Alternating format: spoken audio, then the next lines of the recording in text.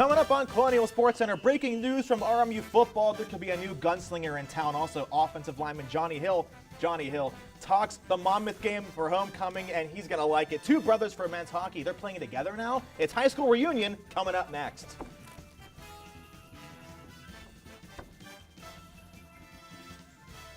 That was kind of unprofessional, Johnny Hill. Everybody makes mistakes. I mean, you had the John in freshman year. there, so. You're a Johnny to me. I'm a Johnny to you. Welcome back to Colonial Sports Center. You know, we have a huge show coming up. Let's just get right to it. In life, sometimes change is a good thing. For the sports world, it could be the addition of a new coach, linebacker, or even a water boy. Yes, Adam Sandler made one good movie. This change comes from under center. Yes, according to RMU Century Media's Chris Mueller, junior quarterback Derek Abbott will get the start against Monmouth on homecoming this Saturday. After an abysmal 0-4 start, the Colonials will lean on Abbott for their first victory of the season. It's a comeback story for the ages, as Abbott is returning from a labral tear surgery last season, and I can relate, having a terrible labrum myself. But to offensive coordinator Darren Hicks on Derek Abbott, I go back to when we had chosen Luke to be the starting quarterback. We had a sit down and I talked to Derek and told him you never know what's going to happen during the season. I need you to prepare yourself like you are the starter. And he did everything we asked him to do and more, end quote. And let's go to the man himself, Derek Abbott. Quote, when Luke was named the starter and we struggled out of the gate, I never sat there and petitioned for me to start. I always wanted to make sure I was there for Luke and help him any way that I could because you put team first. But at the same time, I knew I had to get ready for myself and prepared every week like I would be the starter. Wise words from an upperclassman, Derek Abbott. So let's go to some upperclassmen ourselves to talk more on the game this coming Saturday and his first start of the year. Guys, Chris Mueller, it's Chris squared. Chris Mueller, Chris Capella, how's it going? It's going well. Thank you for, as always, great time here on the desk. Love to talk RMU football. Pretty fired up, John. Well, short and to the point. So, the news here, Derek Abbott, new starting quarterback. After a labral tear, it's going to be a challenge, number one, and number two, it's homecoming. There's a whole nother pressure right there. Yeah, I mean, I think he's really confident. From a preparation standpoint, Derek does all the right things you'd want in a quarterback. He did tear his labrum last year, but that's fully healed. He's ready to go. Yeah, and he's just been playing well. I think he deserves the opportunity now that he is named the starting quarterback, and it's big for him to come out there early on Saturday and get it and establish a rhythm. Right, and on the field, he kind of brings a different style than what we've seen from Luke, who's more of a traditional pocket passer. Derek's going to use his legs a little more. They've said we're going to install, a few more running plays for the quarterback, and he's going to have that working to him. And really, when the offense has struggled the way it has, 8.2 points per game, which is third worst in FCS football. You need a spark, you need a spark, and Abbott's going to try and bring it. Talking about another spark, Nick Lamica, former linebacker, will now be catching the ball as a wide receiver. Is he going to provide the spark that they need in the passing game as well? That's a hope, and they have struggled just in the passing game in general. Lamica's a big guy, 6'4", 225, was a really impressive wide receiver in high school. The coaches loved his tape out as a wide receiver, and they just looked at his athleticism and said, we could probably play him at outside linebacker. And they did. They think it might have been a mistake, so he's back at wide receiver. It's going to be interesting. They're going to try and use him a ton. Yeah, and Nick, he's an extremely athletic guy. We've seen after practice now, the bye week and now this week, just working with Derek, getting extra reps, running routes, and they really felt that they weren't losing a sense of production on defense because now you have a guy like Jimmy Mason, someone who's been around, stepping in now for him. He actually stepped in for Luke Mueller in week 1 when he was suspended against Eastern Kentucky, and Jimmy did play well. So they're looking now just for Nick to provide a big play threat alongside Dwayne Mitchell, especially that freshman receiver Jamison Williams. He's out with a high ankle sprain. So, yeah, that's what they're looking for from Nick, but it might take a little bit of time. This is his first game at receiver.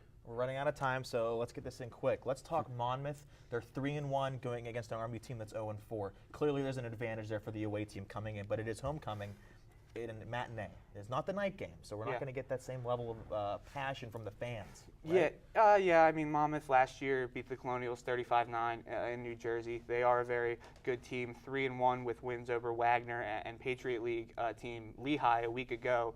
But they did fall to Duquesne. So it's really, Robert Morris does have a chance, but it's going to be big for them to come out, and it all stems back on the offense for them. Yeah, have to move the ball early. I think getting off to a good start is going to be key. Like we've seen the past few games, Robert Morris just hasn't, whether it's offensively and defensively in the Dayton game. they didn't either. There's some miscommunication with the secondary. Big task at hand. I know you have John Hill coming on. He's going to have his hands full with a really good Monmouth defensive line. So it is going to be a really tough game. But, we'll see what happens. I'm excited to see how the matchups play out. Very quickly, predictions from both of you. I'll say Monmouth comes out with a win. I just think they're too high-powered of a team. Robert Morris, I think, will take a step in the right direction, but I'd say like a 24-10 ball game, something around there. I think we're going to see some more points from Robert Morris. Only one game this year, 2 touchdowns for the offense. But I do think it's going to be one where they'll end up on the losing end. Do you want a score? I can give you a score Give if me you a want score. to. Give me a score. 31-20, a little closer. Okay. All right, guys, thank you so much. Please come back. I don't care if we're in the middle of rolling. Just come back. We love having you guys on. We'll see how the Colonials do on Saturday. Yeah, thanks. And make sure to turn into RMU No Huddle Yeah. twice a week on RMU Radio. We're talking some RMU football tomorrow. We got a pregame show coming out that'll air on homecoming day, so it should be fun. Well, how about you teasing? Then we're going to go to 2 of my favorite friends, Johnny and Haley. So, more football coming up. Don't forget, Haley, a little something from you. We'll be talking to can't have you John be Hill silenced. from. Sorry, I thought you were going to do all the teasing and I was just going to sit here. But yeah, we'll be with you later with me and John Hill. We're going to talk a little bit about RMU football, a little bit about the O-line, see what they've got going on and how they're going to adapt to the changes that Derek Abbott is going to bring. Guys, thank you so much. Let's move on to volleyball. It's been a rocky start to the volleyball team's 2014 campaign. In fact, coming into last weekend, RMU was looking for their very first win. Do you smell that sports, Haley? Because it was sports giving off that scent. Moving on to the Charles L. Soul Center for the first highlight of tonight's program. Alex Lolan with the bump and set. She'll send it over. We're going to watch Melissa Bograd. We have an interesting note about her passing some Colonials in the record books. She sets up the kill by Becky J. Moving on to the second set. Nice of you to join me. It's nice to be back. Oh, of course it is. Set point for Robert Morris. Maddie Gibbons for no, it's going to be rejected. Leah Donovan. We might see that a little later in my favorite part of the show forever, and it's a tight game. Set point, Hannah Hoffman to Leah Donovan, and that's game over. A deadly combination of April Kravonik as well as Leah Donovan took out the Knights, who don't say knee in a sweep.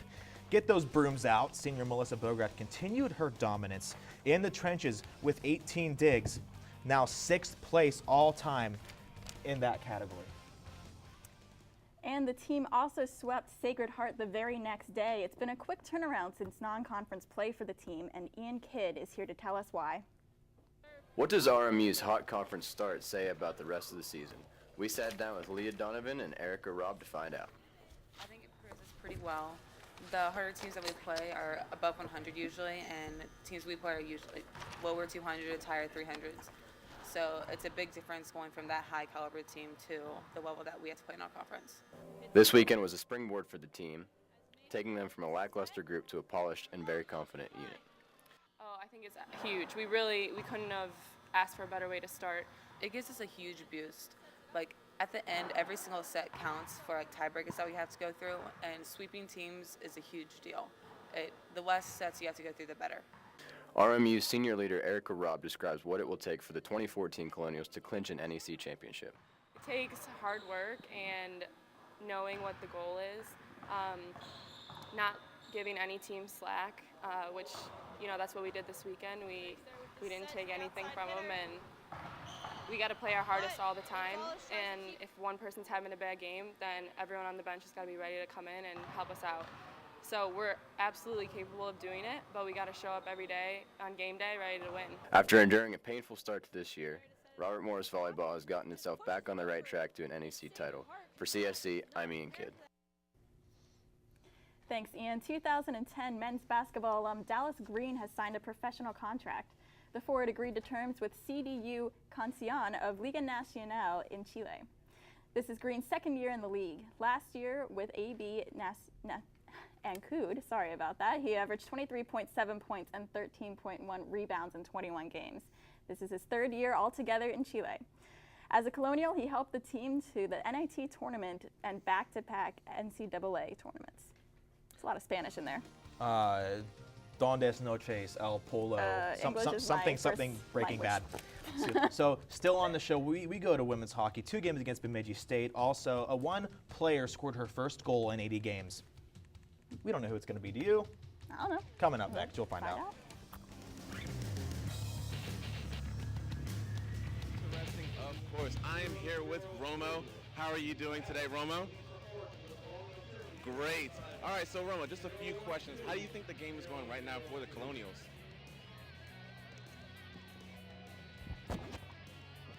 All right. On top of that, like, what do you think about the play of Paul Jones and his defense just demolishing Morgan State right now?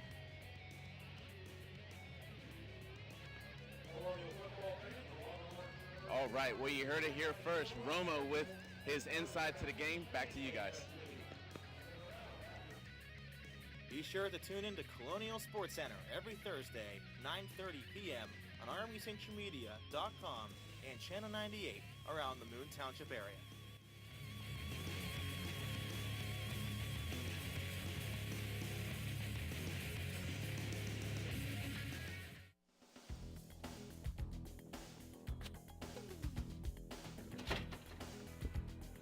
Romo, have you downloaded the app?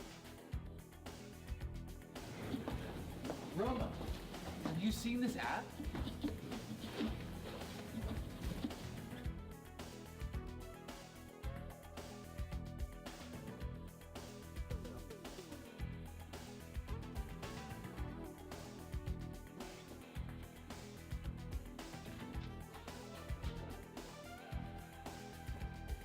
Hey, have you seen the app yet?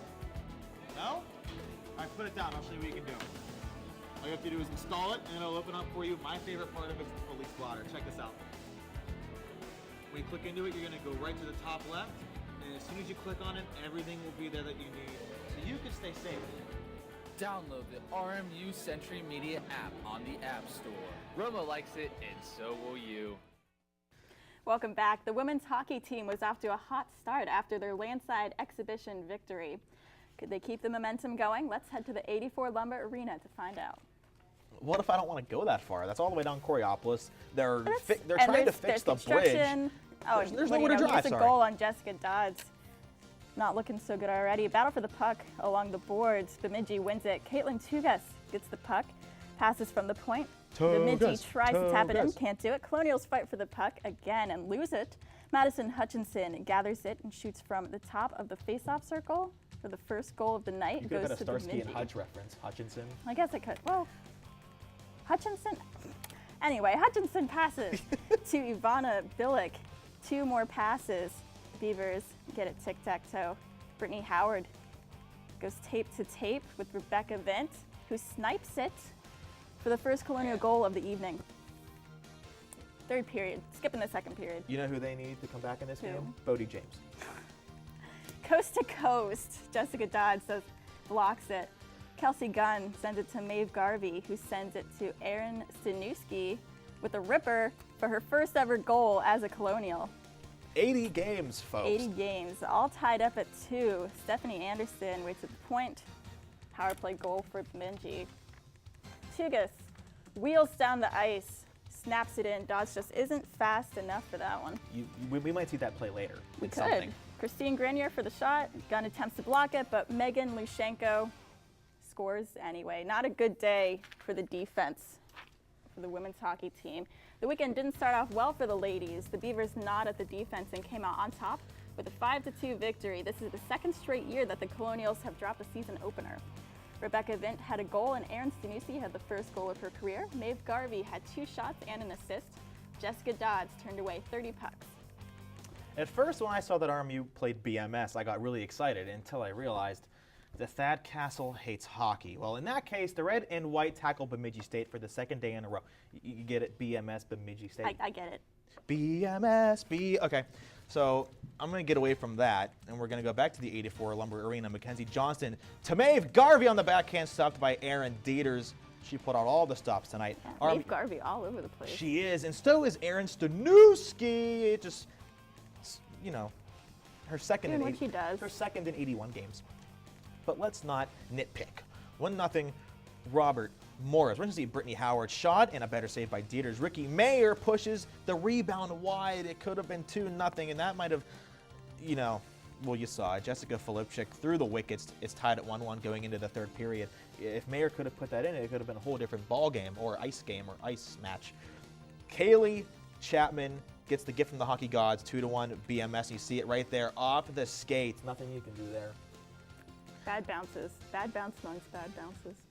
Bad bounces indeed. So Stephanie Anderson, you talked about her in your highlight. Well, she did it again. This time, it's not even fair. There wasn't even a goalie to try and stop it. So who really counts? 3-1 Bemidji State in a more of a defensive game. RMU dropped the weekend series in a sweep. Bemidji State became the first team since 2012-2013 to sweep Robert Morris in a 2-game series. On the plus side, one woman specifically broke her 80-game scoreless drought, and the CHA even awarded her for it. And I think we've talked about her enough tonight. At least 3 times. At least 3 times. Her name is deserves Erin Stanuski, and the CHA honored her as their Player of the Week. Stanuski's first CHA honor came from her first 2 goals of her career. The senior defenseman accumulated 4 points, all helpers in her first 80 games. After taking it all in, here's more. She became the first Colonial defenseman to earn Player of the Week honors since Kylie St. Louis, yes, the woman that punched Mercy Hurst in the face.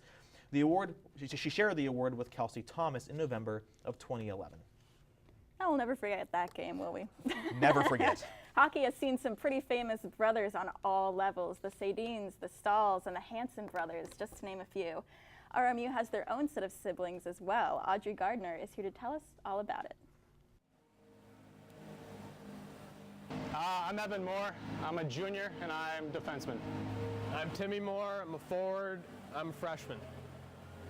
Right. How well you know the other brother, huh? I think I'm the biggest instigator. Yvonne. What? Turbo. Oh, yeah, Turbo. Hockey has been a family sport for years, so it's not uncommon to see siblings playing together. This season, the RMU men's hockey team welcomes its 3rd set of brothers, Michigan natives Evan and Timmy Moore. I think right after the new year, then I decided to come. My reaction was, I was really excited. I didn't think we'd play together after high school. Evan and Timmy follow in the footsteps of the Cohen brothers and the South brothers. Evan, a junior defenseman, and Timmy, a freshman forward, grew up in Detroit alongside Evan's twin brother, Matt. This season is the boys' first season playing together since high school. My sophomore year of high school, playing with Evan and Matthew in high school. Their senior year, we won regionals, and that was the last time all 3 of us probably will ever play together. So, for the next 2 years, Evan and Timmy will be teammates. Once those 2 years come to a conclusion, they'll always be brothers. Reporting from the 84 Lumber Arena, I'm Audrey Gardner, Colonial Sports Center. Thank you, Audrey, and great puck catching skills, I must say. I didn't do that in any of mine. Me neither. Any of my packages. In preparation for Pitt, RMU needed quick wit. The Panthers are fast, smart, and above all else, have a big heart. Luckily for RMU, they didn't have a hex. To find out, let's travel across the way to the North Athletic Complex. You said I wasn't a poet? Well, take that. You can't write a haiku, but you can rhyme. Haikus are, harnish law, and he's going to bend it like Beckham. Well, you see it? It bend space and time. He's that good. 1-0 Pitt at the half. Andrew Wright, he's going to do a little Lionel Messi, and let's just pull out all the stops. Dan Preet with the scrumptious header. 2-0 Pitt. It was tasty. It really was. So Nico Brett, leading goal scorer, but Dan Lind, even better. Props to you, sir. No one can stop Brett like that, but he just did. Despite Nico Brett's 3 shots, Pitt escaped with the shutout. On Tuesday, they weren't able to connect on several early opportunities to score on goaltender Dan Lind, who put up a goose egg against the Colonials. According to Harnish's Law, get it? A goal needed to be scored, and you can't disagree with Harnish's Law. Now, can you? I don't think I can. You think playing soccer is easy? Well, think again. Kristen Kudla and Dante Verme tried their skills at some footy in this week's Put Me In Coach. Have you ever thought about how you'd compete against a Division I athlete? Well, here at the North Athletic Complex, Dante and I had that opportunity. Yes, us 2 average Joes have a chance to take on 2 members of the women's Colonial soccer team here today in a round of competitions to see if we can beat them.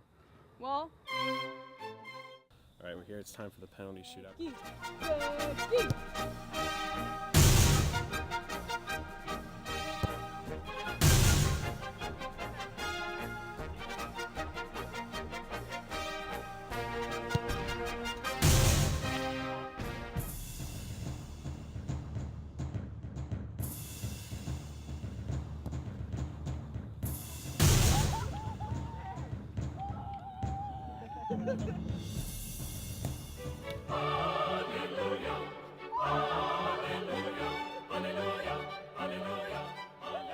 Well, ladies and gentlemen, I don't know how it happened, but Dante and I made a comeback of the century.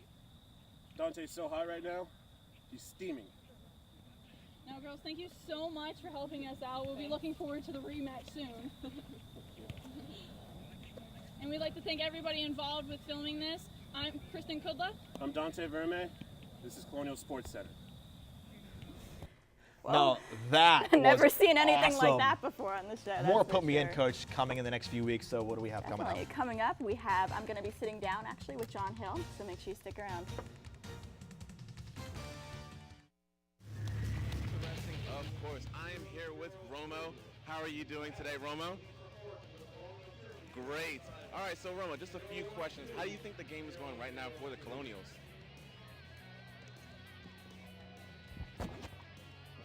All right, on top of that, like, what do you think about the play of Paul Jones and his defense just demolishing Morgan State right now?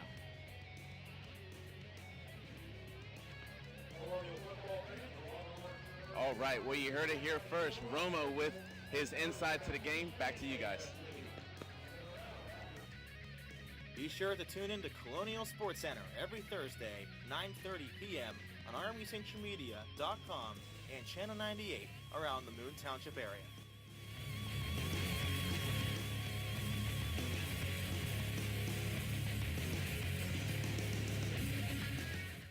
They are the Red Sea. They need to be able to feed themselves. Penn State couldn't beat the Colonials in a game.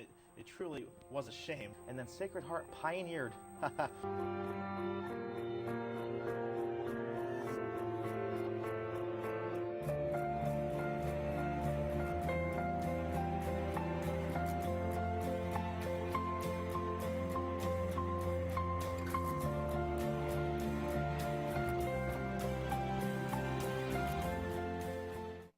I'm starving. What's for breakfast?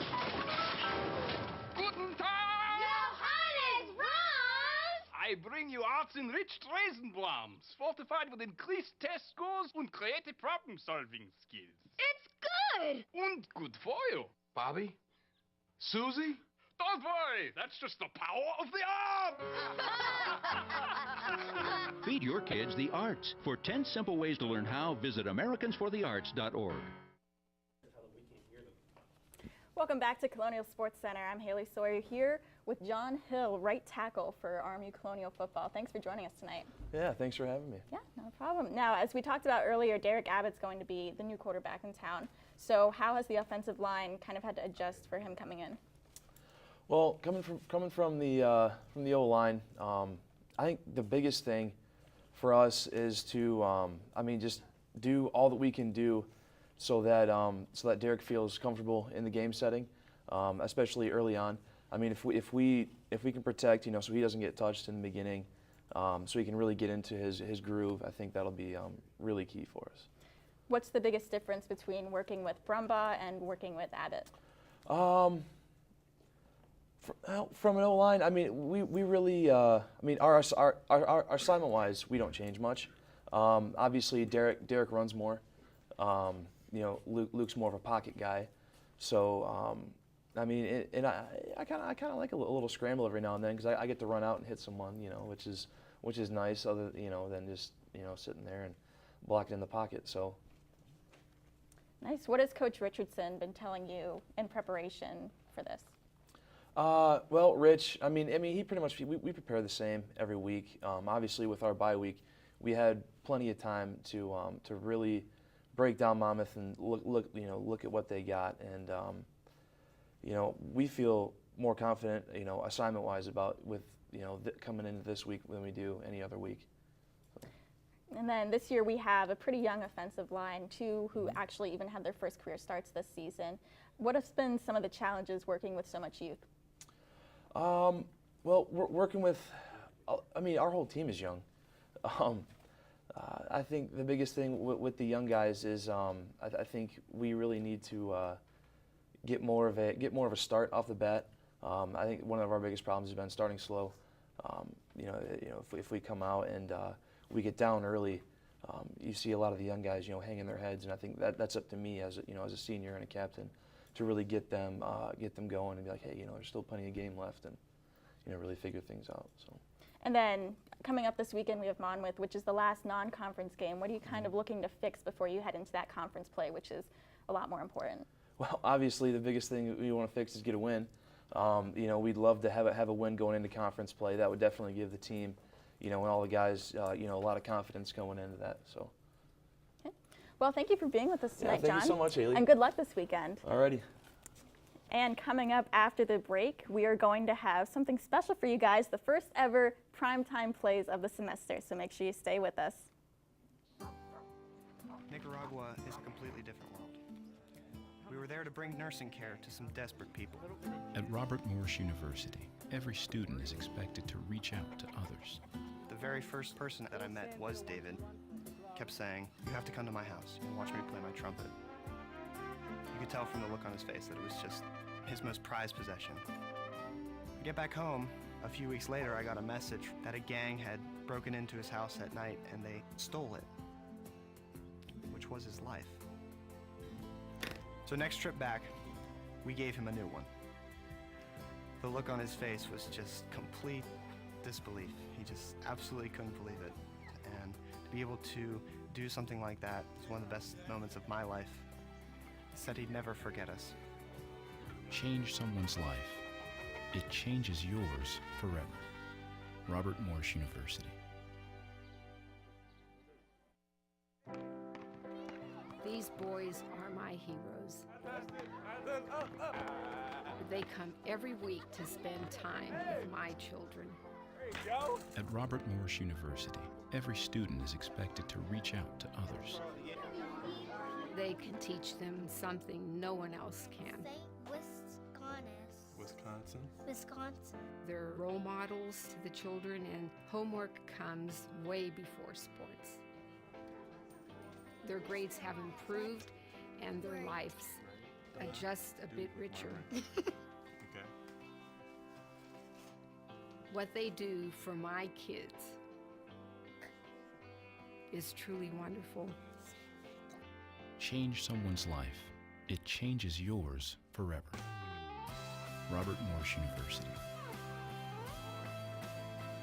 I call them my lifeline.